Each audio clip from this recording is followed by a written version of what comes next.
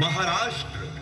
या महाराष्ट्रातल्या सह्याद्री पटलावर शिवसूर्याचं तेज असं काही तळपत होतं की परकीय सत्तांच्या डोळ्यांसमोर अंधारी आली. त्यांची तख्त गदगदा हलू लागली. हा शिवसूर्य म्हणजेच या महाराष्ट्राचं अहोभाग्य छत्रपती शिवाजी महाराज. महाराष्ट्राच्या अस्मितेतून प्रकट झालेल्या या पुरुष सिंहानं प्रतापगडाच्या पायथ्याशी शिवप्रताप घडवला आणि मराठमोळी शिवतेजाची गंगा वादळी वेगानं मुलुख जिंकत निघाली. करवीर महालक्ष्मीचा सिंह किल्ले पन्हाळगडही स्वराज्यात आला. गडावर स्वराज्याचा भगवा दिमाखानं फडकू लागला. मात्र सिद्धी जौहरचा वेढा पन्हाळगडाला पडला आणि महाराज पन्हाळ्यात अडकून पडले. थोडे थोडके नव्हे, तब्बल 4.25 महिने महाराज या वेढ्यात अडकून पडले. आता मात्र महाराजांना वेळ न दवडता पन्हाळ्यातून बाहेर पडणं आवश्यक होतं. आणि पन्हाळ्याच्या सदरेवर पंत, लवकरच कोणता तरी हुन्नर लढवून इथून बाहेर पडावं लागेल. महाराज, सिद्धी जंग बहादर आहे. त्यानं वेढ्याचा बंदोबस्त इतका कडकडीत ठेवलाय की मुंगीही आत शिरायला जागा नाही. आणि सिद्धी स्वतः वेढ्याच्या घेऱ्यात फिरून आपल्या सैन्याचं मनोबल वाढवतोय. त्यातच त्या इंग्रजांनी आपल्या लांब पल्ल्याच्या तोफा त्या सिद्धीच्या मदतीला वेढ्यात रुजू केल्यात. राजे, या इंग्रजांची वृत्तीच खोटी. व्यापाराच्या आडून आमची मातृभूमी गळंकृत करण्याचे मनसुबे मनात घेऊन फिरतायत हे टोपीकर. यांचा हिसाब समय येता आमची तलवार घेईलच. मात्र सध्या इथून बाहेर पडून स्वराज्याच्या गोकुळात घुसलेला कालिया तोडायलाच पाहिजे बाजी. राजे, सारी तयारी झय्यत आहे. काय रे, जी वाट तुम्ही निवडली आहे ती सुरक्षित आहे याची तुम्हाला खात्री आहे का? वैशी राज बिन घोरगड उत्तर दिला. गनिमाला कळायचं सुदिक नाही. भले शाबास. या सह्याद्रीच्या आणि महाराजांच्या हृदयाच्या साऱ्या वाटा तुम्हालाच ठाऊक आहे. स्वराज्याचं पुण्याईचं पारडं जड असल्याशिवाय ही अशी लाख मोलाची माणसं मिळायची नाहीत महाराज. ध्यानात ठेवा, सर्वात पुढे राहून तुम्हाला वाट दाखवायची आहे. स्वराज्याचा प्राण घेऊन गरिमाच्या विळख्यातून निसटायचं आहे. एक हलकीशी चूक सुद्धा घात करू शकते. काय बी चिंता करू नका. पायात काट मोडू द्या, नाहीतर धावून धावून उर फाटू द्या, पण साम्राज्याच्या कामगिरीत फट नाही पडायची. जी त्याची खात्री आम्हाला आहे म्हणूनच आम्ही या कामी तुमची निवड केली. आमची पुढली सूचना येईपर्यंत आपापल्या जागी सतर्क रहा. निघा. गंगाधर पंत, जौहरच्या भेटीचा तपशील. सर्व काही तयार आहे महाराज. आपण सांगितल्यानुसार आम्ही जौहरच्या छावणीत जायला निघतोच आहोत. पंत, जौहरच्या छावणीवर आमच्या शरणागतीचा मोहिनी मंत्र असा काही फुंका की गेले कित्येक महिने कडकडीत असलेला वेढ्याचा पीळ गुंगी आल्यासारखा ढिला पडला पाहिजे. हिरांच्या वाटेवरून सुरक्षित जागेवर पोहोचण्यासाठी आम्हाला जितका जास्त वेळ मिळेल तितका पदरात पाडून घ्यायला हवा. त्याची चिंता नसावी महाराज.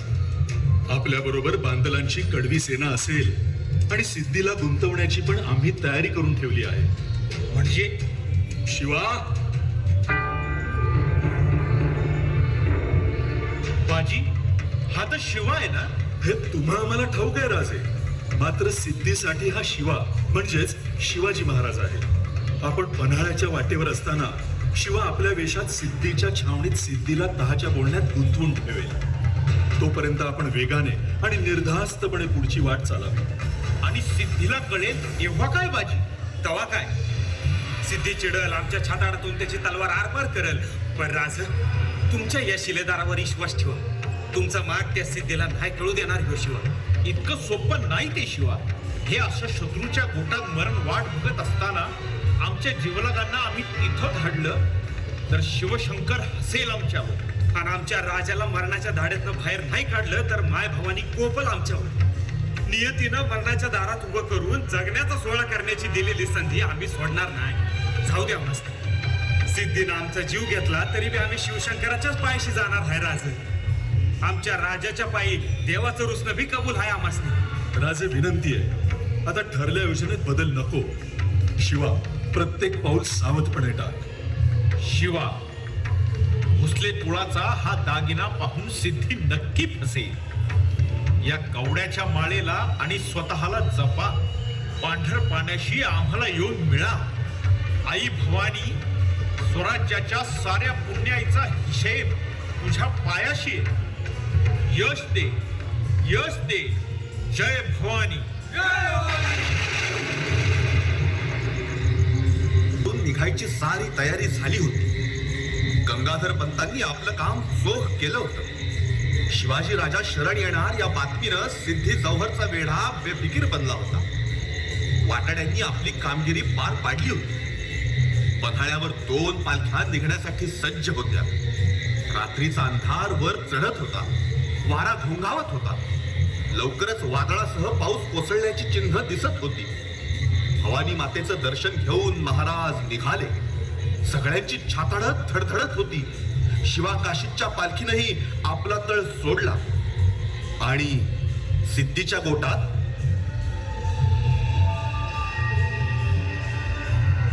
हुजूर, हुजूर, हुजूर, हुजूर, बड़ी अच्छी खबर है हुजूर. वो सिवा अपने घेरे से भागने की कोशिश कर रहा था लेकिन हमारे जाबाज सिपाहियों ने उसे धर दबोचा है. उसे बंदी बनाकर हमारे सिपाही यहाँ ही लेके आ रहे हैं हुजूर. बहुत खूब. पेश करो उस सिवा को हमारे सामने.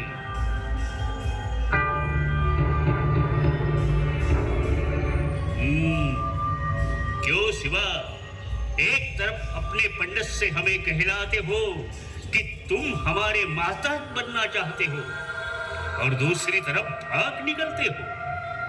है तुम्हारी यह कोशिश भी नाकाम रही, इसका हमें अफसोस है. अरे एक प्रयत्न फसला म्हणून शिवाजी राजा थांबत नसतो. राजा? कौन सा राजा? यह तुम्हारा पहाड़ों का मुल्क. इस पत्थर के मुल्क पर राज कर तुम अपने आप को राजा मानते हो. अरे सह्याद्रीच्या मुलखाची महती तुझ्यासारख्या बाहेरून आलेल्या उपऱ्याला काय समजणार. त्यासाठी या मराठी मातीत जन्म घ्यावा लागतो. तुझी तेवढी पण लायकी नाही जोहर. या सह्याद्रीचा मुलूक पवित्र आहे.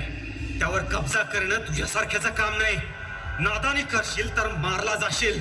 इतना गुरूर, इतना गुस्सा. तोबा तोबा तोबा तोबा. चलो सिवा, बताओ कहाँ भाग रहे थे और इस गुस्ताखी का नतीजा क्या होगा यह नहीं सोचा. नतीजाची फिकीर करायची ती तुझ्यासारख्या दुसऱ्याच्या तुकड्यावर जगणाऱ्यांनी, स्वराज्यात वावरणाऱ्या वाघांनी नाही. हुजूर, हुजूर, दगा हुआ. वह सिवा हमें मिलने का बहाना बनाकर किले से भाग गया. हमारे नजरबाजों ने उसे विशालगढ़ की ओर भागते हुए देखा है. सिवा भाग गया? पागल, तुम्हारे नजरबाजों से कह दो काम के वक्त नशा ना किया करे. सिवा भाग गया तो यह सामने कौन खड़ा है? ये सिवा नहीं है, ये कोई और है. कोई हम शक्ल हो सकता है उसका. वो सिवा कुछ भी कर सकता है. यह सिवा नहीं तो कौन है यह? फजल खान, पूछो इससे. सच बताओ काफर, कौन हो तुम? वरना तुम्हें मौत के घाट उतरने में मेरी शमशीर को ज्यादा वक्त नहीं लगेगा. कौन हो तुम? मरण पाठीवर बांधून फिरतो आम्ही. आम्हाला मरणाची भीती नाही, मरण आम्हाला घाबरतं. बंद करो ये फजूल की बातें. सिवा कहाँ है? कौन हो तुम? मी शिवाजीच आहे, पण शिवाजी राजा नाही. नेमापूरचा न्हावी शिवा. क्या इतना बड़ा धोखा? वह सिवा कहाँ है? राज, ते तुमच्या सारख्याच्या हातात उद्या जन्मात नाही खावायचं सिद्धी. राज पन्हाळ्याहून कवाच निसटलं. राज म्हणजे सह्याद्रीचा भनान वारा हाय. तुझ्या सारख्याचा पाला पाचोळा उडवल्या बिगर राहणार नाही ते. तुझी लक्तरी शिवर टांगणार म्हणजे टांगणारच. जबान संभाल कर बात कर काफर, वरना अंजाम बहुत बुरा होगा. अरे हट. अंजाम? अरे अंजामाची भीती उरात असती तर ही शिवाजी राजाची कापडं आणि ही भवानी आईची मान या शिवाने घातलीच नसती. आणि मराठ्यांच्या वाटेला गेल्यावर अंजाम काय होतो ते तुझ्या बापाला जाऊन विचार. फाजल, आणि तुझ्यात बी हिंमत असेल तर एकदा खरंच मला मोकळा आणि ये माझ्या समोर. मग धावतो तुला आणि तुझ्या सिद्ध्याला मराठ्यांची औलाद काय असते ते. फजल, कह दो मसूद से मेरे हाथों से वो बेनजीर नगीना निकल गया है. तुरंत जाकर उसका पीछा करो, उसे पकड़कर मेरे सामने पेश करो. उसे किसी भी हालत में वह सिवा चाहिए. जाओ, भागो. राज, तुम्हासनी दिलेलं वचन म्या राखलं. यो शिवा पुण्यांदा जन्म घेईल या स्वराज्याच्या शिवाजी राजाच्या चाकरीत रुजू होण्यासाठी. स्वराज्यावर चालून येणाऱ्या हरेक सिद्ध्याला शिवाजी राजा म्हणून भेटण्यासाठी 1000 वेळेला या छातीवर गनिमांचा वार झेलल, पर गनिमाला पाठ दावणार नाही. राज, स्वराज्य पायी बलिदान देण्यातच आमच्या या जीवाचा सोहळा आहे. राज, पण राज, या तुमच्या सेवकाला तुमचा अखेरचा सबूत नाही पाळता आला. राज, पांढर पाड्यावरली आपली भेट अर्धवटच राहिली. माफी द्यावी राज, माफी द्यावी. आमच्यावर राग धरू नका राज. ह्या शिवाचा तुम्हाला, स्वराज्याला, पण आऊसाहेबांना अखेरचा मुजरा. राज, अखेरचा मुजरा. आपली कामगिरी चोख बजावून शिवा स्वर्गाच्या वाटेवर निघून गेला. इकडे महाराज आणि बाजी सांगाती मावळे घेऊन दौडत होते. विशाळगड अजून बराच लांब होता. साऱ्यांची दौड घोडखिंडीत आली आणि अचानक मागून गनिमाचा गलका ऐकू येऊ लागला. जौहरने धाडलेला सिद्धी मसौद आपल्या सैन्यासह आरडत ओरडत पाठलागावरती आला होता. मसौद महाराजांना गाठणार ही चिन्ह स्पष्ट दिसू लागली. रात्रभर धावलेल्या मावळ्यांच्या उरावर जणू काही सह्याद्रीचा अतिप्रचंड कडाच कोसळला. बाजींनी सारी परिस्थिती ओळखली आणि घोडखिंडीत थांबा राजे, निर्णयाची वेळ आलेली आहे. गनिमाचा लोंढा क्षणाक्षणाने जवळ येतो आहे. आता एकत्रित पुढे निघणे मुश्किल आहे. बाजी, आपल्या साऱ्या ताकदीनिशी आपण गरिमांशी झुंज देऊ. आपल्या तलवारीने त्यांना रक्तस्नान घालू. भवानीची जी मर्जी असेल त्याप्रमाणे घडेल. राजे, आपली ताकद त्या सिद्धीच्या सामने टिकणार नाही.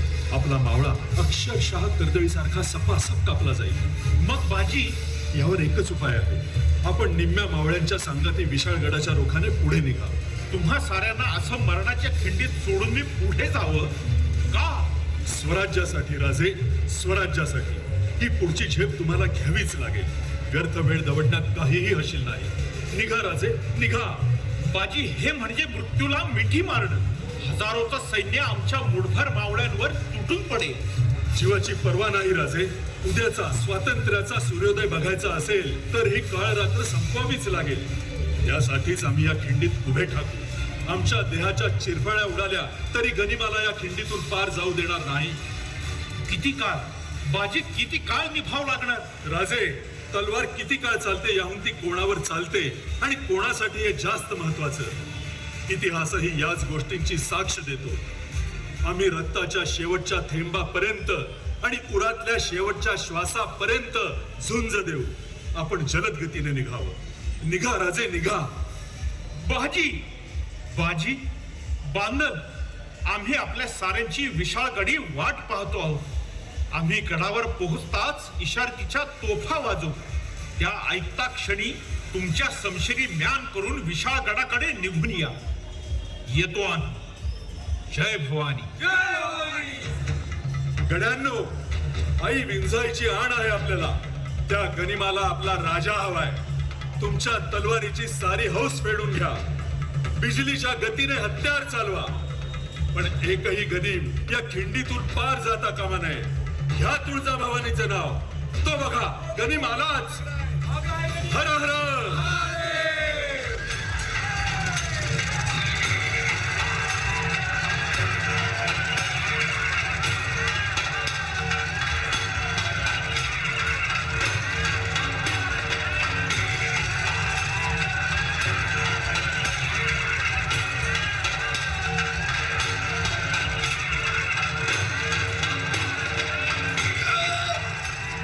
बाजी बाजी आओ बाजी मागया बाजी. नाही नाही, मी लढणार. राजे गडावर पोहोचल्याच्या तोफा अजून झाल्या नाही. राजांना शब्द दिला या बाजीने, तोफा ऐकत नाही तोवर मृत्यूला पण भीक घालणार नाही. स्वराज्य हसेल आमच्यावर, मी लढणार. बाजी बाजी राज पोचलं बाजी. आई, विंझाई, आमच्या शब्दाची लाज राखलीस. तुम्ही सगळे निघा, विशाळ गडाच्या रोखाने निघा. बाजी आपण राजे पोहोचले, आता आमची वेळ झाली. आता आमचा राजांना इथूनच शेवटचा मुजरा. स्वराज्याच्या गडकोटांनो, सह्याद्रीच्या पर्वतरांगांनो, आजवर जमेल तशी तुमची सेवा केली. गोड मानून घ्या राजे, तुम्ही सुखरूप पोहोचलात. आम्ही धन्य झालो. स्वर्गलोकी आम्हाला विचारलं जाईल की पुढचा जन्म कुठे हवा, तेव्हा बिनदिक्कत राजगडाच्या सदरेकडे बोट दाखवून आम्ही सांगू, त्या राजेश्वराच्या पायाची चाकरी करण्यासाठी आम्हाला महाराष्ट्रात जन्म लागा. तो राजेश्वरच आमचा देव आणि त्याच्या पायाशीच आमचा स्वर्ग. मुजरा राजे, या बाजीचा अखेरचा मुजरा. महाराज विशाळ गडावर पोहोचले, मात्र घोडखिंडीमध्ये स्वराज्याच्या यज्ञकुंडात बाजींची आहुती द्यावीच लागली. बाजींच्या समर्पणानं घोडखिंड वावनखिंड झाली. स्वराज्याचा पंचप्राण काळ सर्पाच्या विळख्यातून बचावला गेला.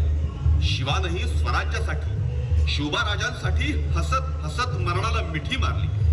वीरांच्या रक्तानं एक अपराजित शौर्यव्रत इतिहासाच्या पानावर लिहिलं गेलं. अशाच अनेक ज्ञात अज्ञात वीरांच्या अत्युच्च समर्पणातून स्वराज्याचा हा वटवृक्ष उभा राहिला. त्याग, निष्ठा आणि स्वामी भक्तीच्या स्मारकाचं आणि जिजाऊ साहेबांच्या व्रताचं रायगडावर उद्यापन झालं. भांगलेली सिंहासनं पुन्हा सांधली गेली. सह्याद्रीचा आनंद अनावर झाला. संत सज्जन, घरदार, गुरवासर सारे सुखावले. शिवबा छत्रपती झाले. हजारो कंठातून निघालेला स्वातंत्र्याचा जयघोष रायगडावरून आसवंताला भिडला. महाराज